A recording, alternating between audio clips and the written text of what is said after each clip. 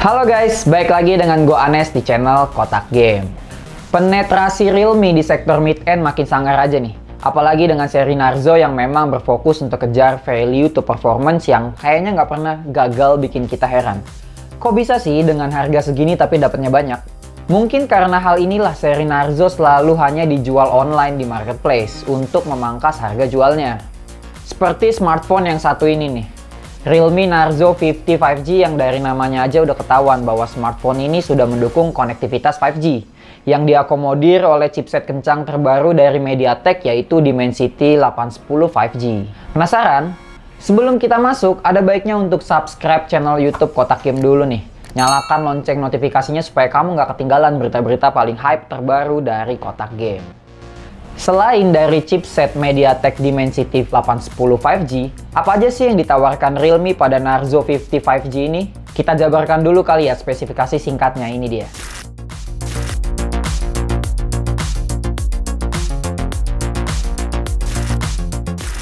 Smartphone ini memiliki kelengkapan yang standar pada paket penjualannya, seperti soft case transparan, SIM card ejector, charger 33 watt beserta kabel Type-C-nya, dan tentu smartphone-nya sendiri. Desainnya udah cukup kekinian dengan form factor yang mengotak pada setiap sisinya, yang memang sedang tren untuk smartphone keluaran terbaru. Feel-nya dalam genggaman cukup baik, back cover-nya tidak licin akibat tekstur yang bikin nempel di tangan, yang dinamakan sebagai Kevlar Speed Texture Design.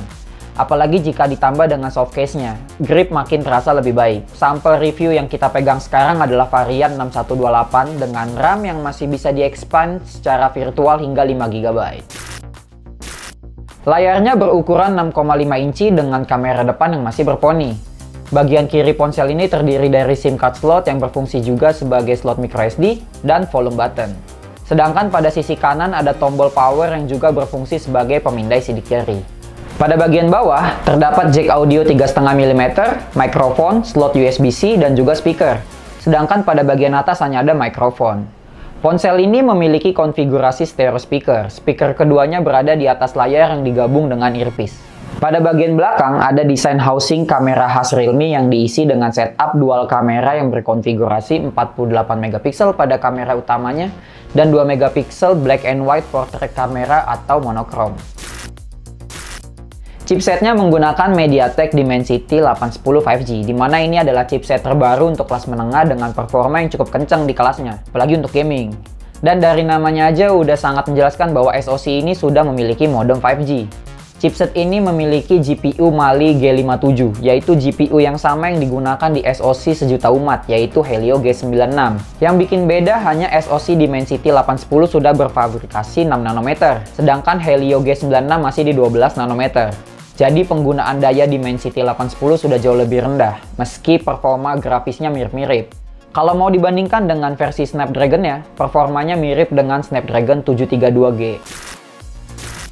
Layarnya memakai panel IPS beresolusi Full HD+, dengan refresh rate 90Hz dan touch sampling rate hingga 180Hz.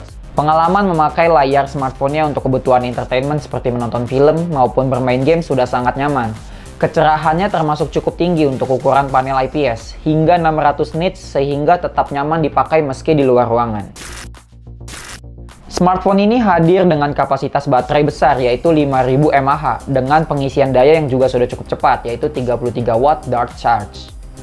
Tes pengisian dayanya dari 0 hingga 50% dapat ditempuh hanya dengan waktu 35 menitan saja. Kalau dari 0 hingga 100% memakan waktu sekitar 78 menitan. Untuk daya tahan baterai 5000 mAh-nya, jujur kru Kotga kesulitan untuk menghabiskan baterainya waktu keperluan untuk syuting, karena memang irit sekali penggunaan dayanya. Dalam penggunaan kasual seperti entertainment dan light gaming bisa tahan 2 hari. Untuk menghabiskan baterainya dengan binge watching Netflix bisa tahan kurang lebih 20 jaman. Urusan audionya sudah cukup mantap dengan stereo speakers, dimana di price range ini kalau dikasih single speaker pun seharusnya masih bisa dimaklumi. Tapi ternyata Realme mampu memberikan stereo audio. Dan untuk urusan clarity, speakernya sudah sangat baik. Bass dan detailnya memiliki separasi yang cukup clear. Suaranya sangat lantang, akan tetapi dalam volume maksimal 100%, suara kehilangan keseimbangan dan terasa pecah. Sebaiknya maksimal di 80% saja.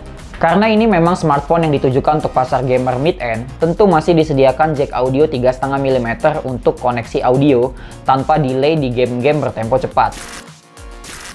Sektor kamera dari Realme Narzo 50 5G terlihat low profile dengan setup dual kameranya. Yang pertama ada kamera utama beresolusi 48 megapiksel dengan aperture f1.8. Dan kamera keduanya adalah lensa portrait monokrom yang berfungsi untuk menambah informasi warna dan kedalaman untuk hasil kamera utamanya. Secara teknis, memang kameranya ada dua, tapi aslinya kita hanya bisa menggunakan satu kamera, yaitu kamera utamanya saja, walaupun kualitas gambar yang dihasilkan sudah sangat baik untuk kelasnya. Kamu bisa melihat hasilnya seperti ini. Hasil foto dari kamera utamanya sudah masuk ke kategori bagus, dalam keadaan cukup cahaya, detailnya crispy, dynamic range-nya oke, dan warnanya khas produk-produk Realme yang seperti sudah mengalami processing software. Kita bisa mengaktifkan fitur 48 megapikselnya terlebih dahulu untuk mendapatkan detail lebih. Meski versi defaultnya yang hanya 12 megapiksel sudah jauh lebih dari cukup. Dalam keadaan skenario malam hari, fitur Nightscape-nya sangat membantu untuk mengambil gambar lebih baik. Perbedaan antara default dan night mode-nya cukup terasa. Software-nya dapat membantu mengangkat area yang terlalu gelap, sehingga dapat menunjukkan detail informasi lebih. Dengan konsekuensi, objek yang bergerak cepat akan sedikit berbayang akibat speed shutter yang diperlambat oleh sistem. Pada sektor perekaman video, jelas smartphone ini bukanlah yang terbaik. Tidak banyak pengaturan yang bisa kamu lakukan pada mode ini. Bahkan user tidak bisa mengatur FPS dari videonya. Kita hanya bisa mengubah resolusi antara 720p dan maksimal di 1080p. Hasil videonya masih terasa shaky akibat absennya stabilisasi software. Karena ini adalah problem software, hal ini mungkin akan diperbaiki oleh Realme dengan software update ke depannya.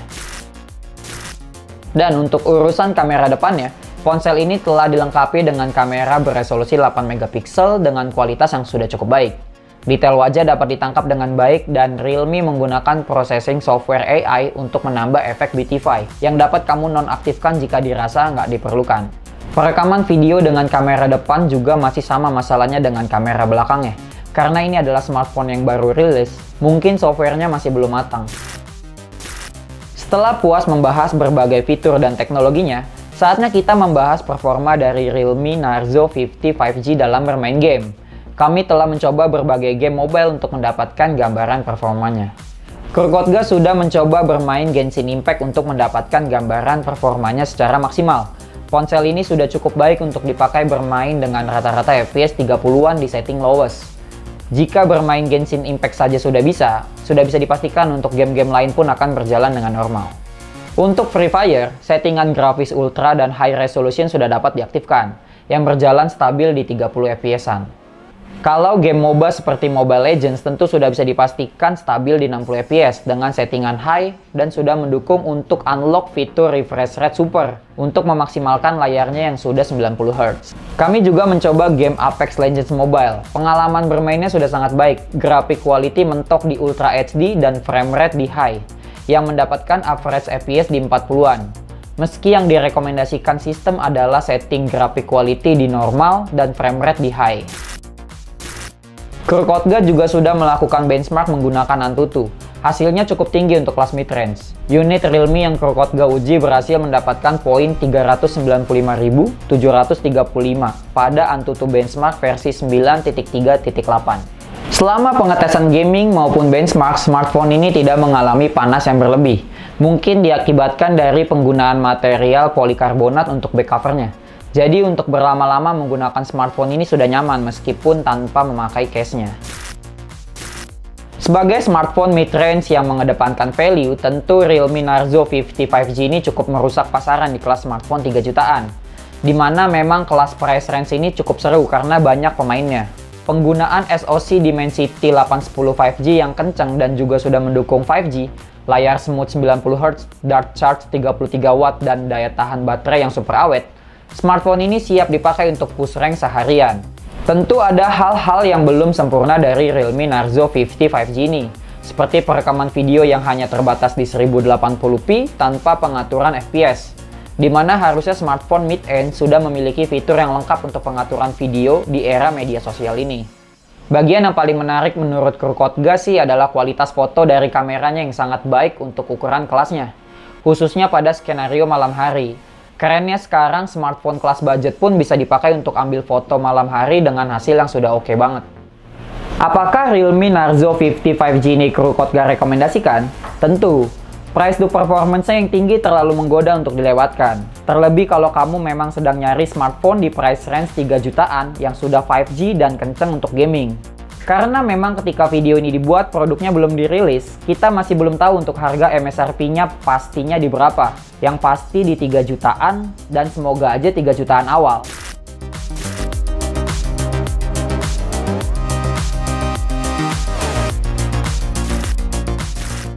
Oke, itulah review kotak game untuk Realme Narzo 50 5G. Like video ini kalau kamu suka, jangan lupa komen dan share ke teman-teman kamu. Jangan lupa untuk subscribe channel YouTube Kotak Game kalau belum. Gua Anes, cabut dulu. Ciao.